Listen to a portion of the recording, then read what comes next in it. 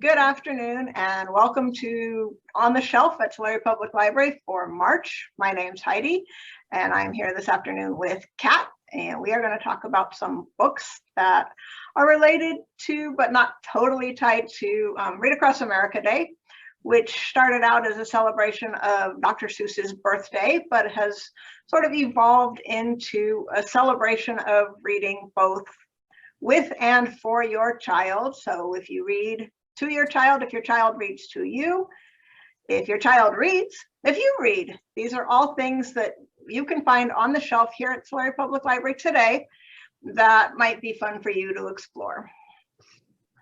And so I'll start out. My first book, one of my favorites from when I was younger, and one that was read to me and that I helped read to my classmates, is C.S. Lewis, The Chronicles of Narnia, Lion, the Witch, and the Wardrobe, which is a classic and has been around forever and is, like I said, one of my favorites. It is the story of 4 English children and a big old English house with some magic, and they are able to enter into a new land through the means of a wardrobe, or which is kind of like a fancy closet for you, those of you who might not know what a wardrobe is.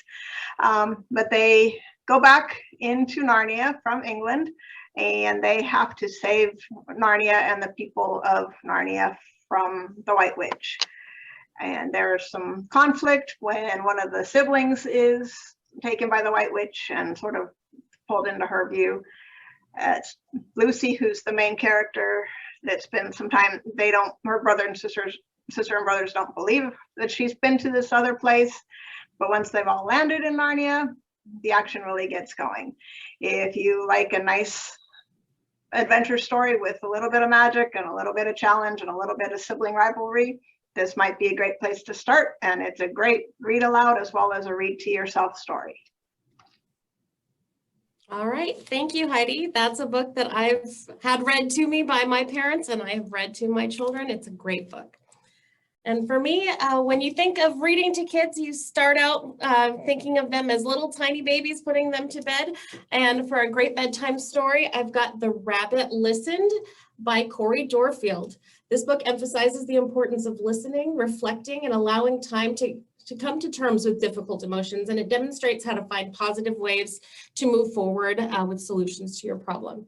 This tale encourages children to explore strategy to manage their turbulent feelings, helping them to develop their emotional intelligence. It's also just a really soft, sweet story to read to your child. It's a perfect thing to snuggle up with, look at the beautiful artwork with. It's a great book to read with your little one.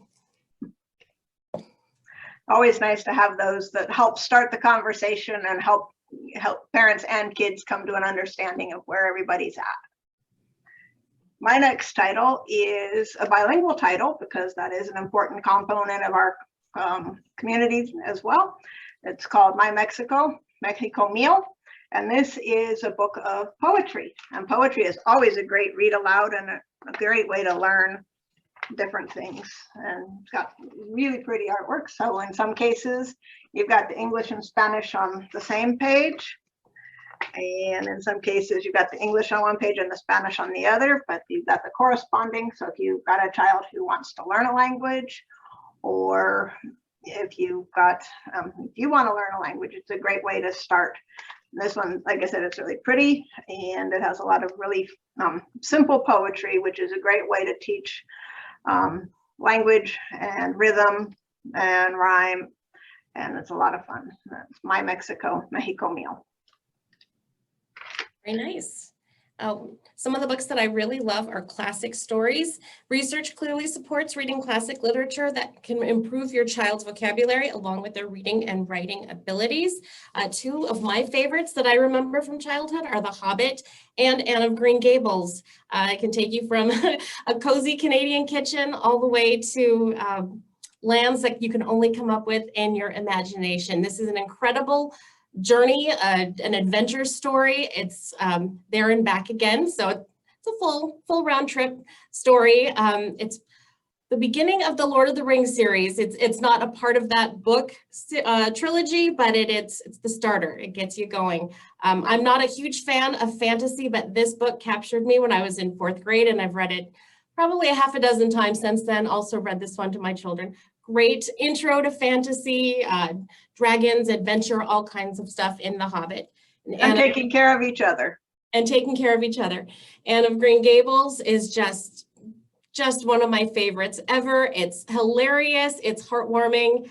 Perfect to read to your kids. Nothing crazy happens. It's a very soft story. So if you're looking for a gentle but funny book to read to your kids, Anne of Green Gables is a perfect choice. Yeah, that's a great series too. I always enjoyed that. Now, and who doesn't enjoy Winnie the Pooh? Winnie the Pooh is so much fun. And this is the nursery rhymes of Winnie the Pooh. So this is many of the classic nursery rhymes that are great to read aloud with your kid, with the illustrations featuring the characters from the Disney's version of Winnie the Pooh. You've got all of the great characters, and all of the classic. There's Baba Black Sheep, and you can see there's Pooh and Piglet and Christopher Robin looking at the black sheep. So great colors, different schemes, but just a lot of fun ways to introduce, again, sort of the rhythmic quality of reading and literature. And some of these, like I'm a Little Teapot, which we do sometimes at our story time. And I think a lot of us that are in my generation remember having variations of it that we did in the classroom and whatnot. But it's just a lot of fun to see how people translate the different things. But there are just so many great ways. Here's Jack Be Nimble, which is perfect for Tigger. All the bounce, bounce, bounce. So Jack be nimble, Jack be quick, Jack jump over the candlestick. So, I mean, just lots of little short things that could be used as read alouds or read alongs. One of those cases where you read a line and your child reads a line, and it just helps everybody work together and learn the language and have a great time sharing. All right, well, that one does look like fun. So my next choice is Hello Universe by Erin and Trotta Kelly. This is for middle grade children. Middle grade is a great place in the world. Through reading, children gain experience with difficult cultures, perspectives, issues, and Hello Universe is a must-read story that celebrates friendship, courage, empathy, and finding your own voice. It's funny and poignant, a neighborhood story about neighborhood friends. Read it with your kids. It can bring up, you know, things that happened to you when you were a kid. You can talk about things that happened to them while they're in school. It's just a really great way to open that door and through someone else's story, kind of find out what's going on in your own life and your own family. So this one was a really fun one. Hello Universe. And it is sometimes easier to talk about something in the abstract that way if it's not, you know. Yes, it is. Specifically say it's you, but you know it is. That's right. I read a story once about, and then you can start something. Yes. Yeah, it helps them. All right, so my last title is The Annotated Wizard of Oz by L. Frank Baum. And this is the first in the Wizard of Oz series, which is, you know, I don't even remember now how many books long, and not all of them written by him, but some of them written by his relatives and other folks after he passed away. The reason I selected this one is, one, because it's a fun story, but because of the fact that it's the annotated edition. And what that just means is that there are lots of discussions. It helps you, if there are some of that talks about where the different artwork came from. It defines some of the words that you might not always know. So like on this page, it has a little offset number. And that corresponds to the discussion over here that tells you what's going on. Because some of these things, it might be kind of odd or unusual. I remember, not this one when I was a little girl, but when I was a young girl, I had an annotated copy of Black Beauty. And so a lot of the annotations had to do with the terms, the different horse-related equipment and some of the things related, because that one was set in England, so different things having to do with the location, and it helped you understand the setting. I mean, sometimes you can understand it in the context of the story, but sometimes it's nice to have a clear definition of what the heck are they talking about, because I don't get it. Right. So it's just kind of nice to have these options. And this is the one, you know, it's a little bit more challenging because it is a bigger one, but it is a way to, again, work with your child and read together to understand. And even if you as an adult want to read it because we've seen the movie 100,000 times, it's a fun way to be introduced to the story as well. Absolutely. So my last pick today, I've got for parents who want to read with their more independent readers, we've got two books here. We've got one written for young adults and one for adults. And so you can pick up both of them.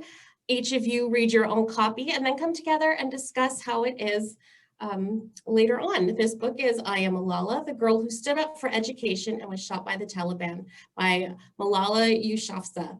It's a remarkable tale of a family uprooted by global terrorism and the fight for girls' education, and her brave parents who had a fierce love for her in a culture that really values boys over girls. And so this was just a wonderful book. I've read the adult version, haven't read the kids version. This is the adult version, read the kids version, but you can pick them both up, read them at the same time, and then have a family book club, a family book discussion about it.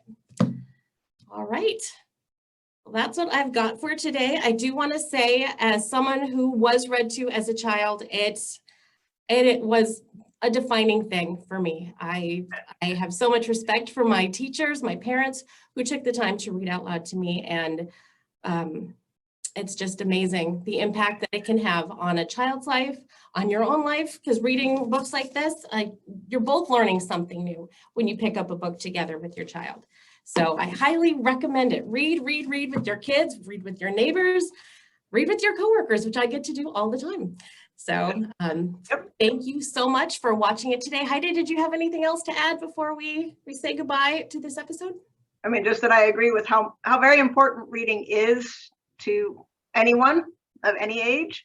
I mean, I still have very clear memories of being the one that the teacher let sit in the big teacher chair and read out loud to the other kids in the class, which was a lot of fun, and just the importance that books have always played in my life. So it's a great habit to start early, but it's never too late. That's right. All right. Well, thank you again for tuning in and watching us today and letting us share our love of books with you. And hopefully you can share that with somebody else. Thank you so much and have a wonderful day.